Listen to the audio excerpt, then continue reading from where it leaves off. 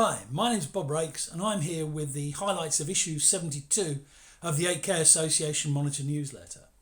The 8K Association has issued a call to action to those that will be affected by new EU energy requirements that are due to come into operation in March 2023. As the regulations stand, they will block the sales of 8K TVs throughout the EU. The regulations were developed before 8K sets were on the market and have the same power limits as lower resolution sets, although the technical differences mean that inevitably 8K sets consume more power.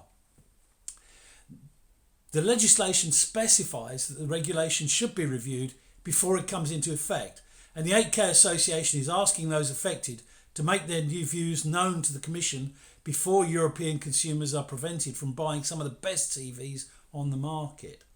September's a busy time of the year for the TV business in Europe, with IFA for consumers and IBC for broadcasters. Chris spends much of his time at IBC looking at content encoding and capturing in 8K. NHK was showing multi-layer encoding technologies. The idea is to create a single bit stream with 3 different layers, all VVC based. In their demo there were 3 layers: HD at 1 megabit, 4K at 9 megabits and 8K at 25 megabits. To view the 8K image, you combine the 3 layers, getting 35 megabits of bitrate. This allows a single file for broadcast or OTT applications and allows you to serve many different platforms simultaneously with the single stream.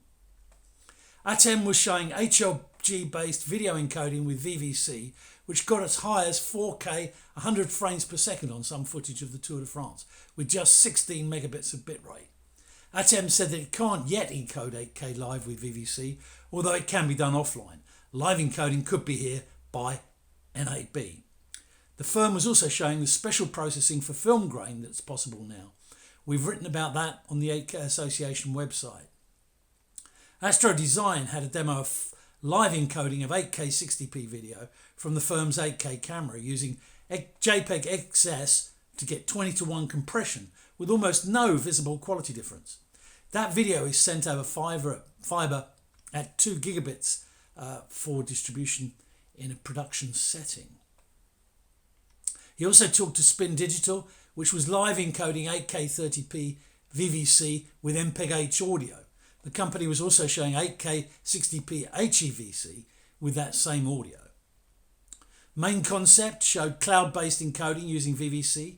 Using one AWS instance with an AMD EPYC processor, they could simultaneously live encode 4K 60p, 1080p 60p and 720 30p content.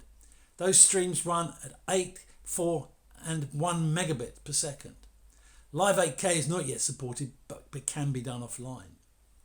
Intupix highlighted the use of its JPEG XS FIP profile to demonstrate 8K 30p 444 video at 1 gigabit over Cat5 cable. They also showed a laptop decoding the same 8K 1 gigabit signal live, even if the display was only 4K. Another demo showed an Intel Pro AV 8K 50p source being decoded by Intel's latest FPGA.